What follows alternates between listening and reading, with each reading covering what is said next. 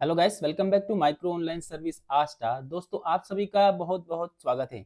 आज के इस वीडियो में हम बात करने वाले हैं एलआईसी गोल्डन जुबली स्कॉलरशिप प्रारंभ हो चुका है।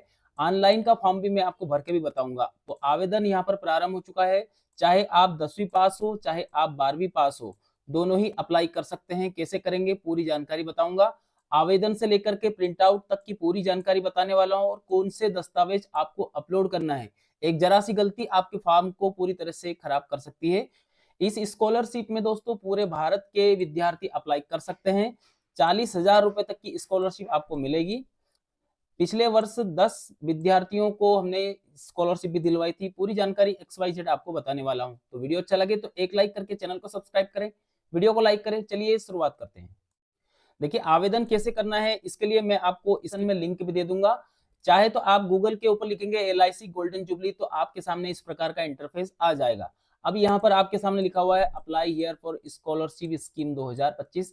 इसके ऊपर जैसे आप इस लिंक के ऊपर क्लिक करेंगे तो आपके सामने यहाँ पर पूछा जाएगा क्या आप श्योर है कि आप अप्लाई करना चाहते हैं। यस, जैसे हमने यहाँ पर यस किया तो आपके सामने पूरा फॉर्म यहाँ पर 2025 वाला ओपन हो जाएगा।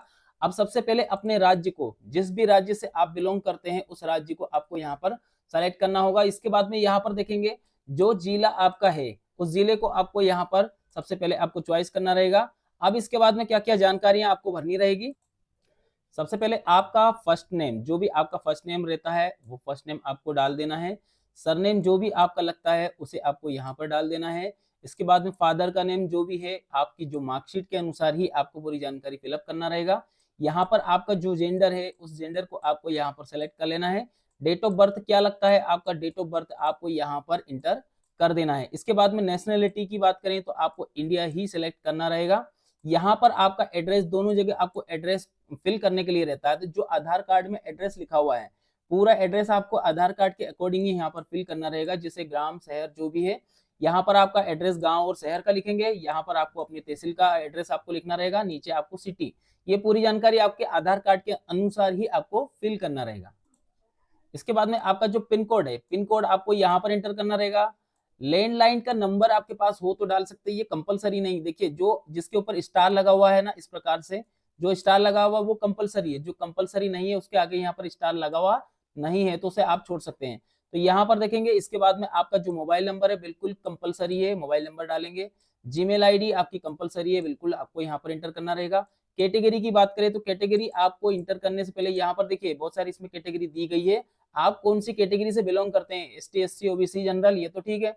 इसके अलावा अगर आप फिजिकली हैंडीकैप्ड हैं तो आप यहाँ पर फिजिकल हैंडीकैप्ड वाले ऑप्शन के ऊपर क्लिक करेंगे।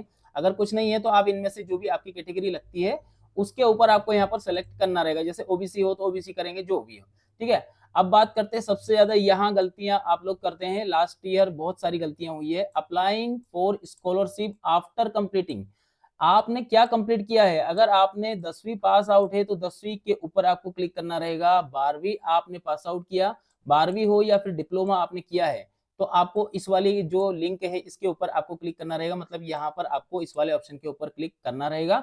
अब इसके बाद में एजुकेशन स्ट्रीम पर्पस, जो भी आपका जो सब्जेक्ट है वो क्या है, आपने अभी तक क्या किया है 12वीं में, या सब्जेक्ट अगर आप 10th लेते हैं। चलिए यहाँ पर जैसे हमने 10th सेलेक्ट किया तो 10th सेलेक्ट करने के बाद में यहाँ पर डिप्लोमा, वोकेशनल या इंटीग्रेटेड कोर्स आता है। तो आपको इनमें से आपका कौन सा कोर्स है वो आपको सेलेक्ट करना होगा। और अगर आप 12वीं यहाँ पर सेलेक्ट करते हैं तो यहाँ पर बहुत सारे ऑप्शन दिए गए हैं। 12वीं या डिप्लोमा लेते हैं तो यहाँ पर इंजीनियरिंग है, मेडिसिन है, या फिर आर्ट साइंस कॉमर्स वगैरह वगैरह जो भी है। तो इनमें से जो भी आपका सब्जेक्ट लगता है उसे आपको यहाँ पर सेलेक्ट करना होगा। जैसे हमने साइंस सेलेक्ट किया। अब इसके बाद में यहाँ पर कोर्स की बात पूछा जा रहा है। तो ये कोर्स में आपको यहाँ पर जैसे साइंस आपने ऊपर लिया तो आपका यहाँ पर सब्जेक्ट में आपको बायोलॉजी लिखेंगे, आप बायोलॉजी है, या फिर कोई और आपने मैथमेटिक्स से लिया है तो मैथमेटिक्स से आपको यहाँ पर मैथ्स लिखना रहेगा। इस प्रकार से आपको लिख देना है, ठीक है। अब इसके बाद में ड्यूरेशन ऑफ कोर्स, कोर्स आपका कितने वर्ष का है, 1 वर्ष का है, राइट। तो यहाँ पर 1 वर्ष आपको सेलेक्ट कर देना है। इसके बाद में यहाँ पर देखेंगे एनुअल इनकम, माता पिता की आय कितनी है वो आपको यहाँ पर दिखाना रहेगा। तो यहाँ पर देख सकते हैं। अब यहाँ पर इनकम की बात करें तो आपके जो माता पिता की इनकम 50,000 से कम हो तो सबसे ऊपर वाला ऑप्शन लेंगे। यहाँ पर 50,000 से 1 लाख, 1 लाख से 1,50,000, यहाँ पर 1,50,000 से 2 लाख, जो भी आपके यहाँ पर कैटेगरी, आपके जो इनकम की कैटेगरी बनती है उसके अनुसार आपको सेलेक्ट करना रहेगा। तो 50 से 1 के बीच में हमने इसको यहाँ पर सेलेक्ट कर लिया। अब यहाँ पर आपको फाइनली आपका जो आय प्रमाण पत्र है, आय प्रमाण पत्र आपको यहाँ पर अपलोड करना है। ये गलती ना करें, आप मार्कशीट नहीं लगा दें यहाँ पर, नहीं तो पूरा फॉर्म खराब हो जाएगा। ठीक है, यहाँ पर आपको सबसे ऊपर का जो अपलोडिंग का सेक्शन दिख रहा है, यहाँ से यहाँ तक हमने कोई अपलोडिंग नहीं किया है। यहाँ पर फर्स्ट आपका अपलोडिंग सेक्शन आया है, तो इसमें सिर्फ आपको आय प्रमाण ही आपको देना रहेगा। चलिए, इसके बाद में यहाँ पर देखेंगे 12th की बात करें तो 12th में आपने क्या किया था, 12th में आपका सब्जेक्ट क्या था वो आपको यहाँ दिखाना रहेगा। तो यहाँ पर देखेंगे बोर्ड इंस्टीट्यूशन काउंसिल एग्जामिनेशन, तो यहाँ पर आपका कौन सा बोर्ड है, राइट। तो यहाँ पर देखेंगे अगर आपका एमपी बोर्ड है तो एमपी बोर्ड आपको यहाँ पर सिंपली टाइप करना रहेगा, एमपी बोर्ड, इस प्रकार से। ठीक है, एमपी बोर्ड भोपाल। अब यहाँ पर आपने ईयर ऑफ पासिंग, कब पास आउट किया था, 2022-23, 23-24 या फिर 24-25, आपने कौन से सत्र में पास आउट किया था, 24-25 में किया था, 24-25 करेंगे। अब यहाँ पर देखिएगा आपका जो परसेंटेज है, आपका टोटल परसेंटेज कितना है वो टाइप यहाँ पर आपको कर देना है। सीजीपीए या फिर स्कोर वगैरह कुछ हो तो डाल सकते हैं, नहीं तो कोई दिक्कत नहीं, से छोड़ देना, कंपलसरी नहीं है। यहाँ पर देखेंगे मार्कशीट की अपलोडिंग आपको यहाँ पर करना रहेगा। यहाँ पर आपको आय प्रमाण पत्र वगैरह नहीं लगाना, यहाँ सिर्फ आपकी मार्कशीट, 12th की मार्कशीट, यहाँ पर जो जानकारी दे रहे हैं वो 12th की जानकारी दे रहे हैं, तो 12वीं की जानकारी दे रहे हैं तो 12वीं का ही मार्क्स आपको यहाँ पर लगाना, ये गलती बिल्कुल ना करें।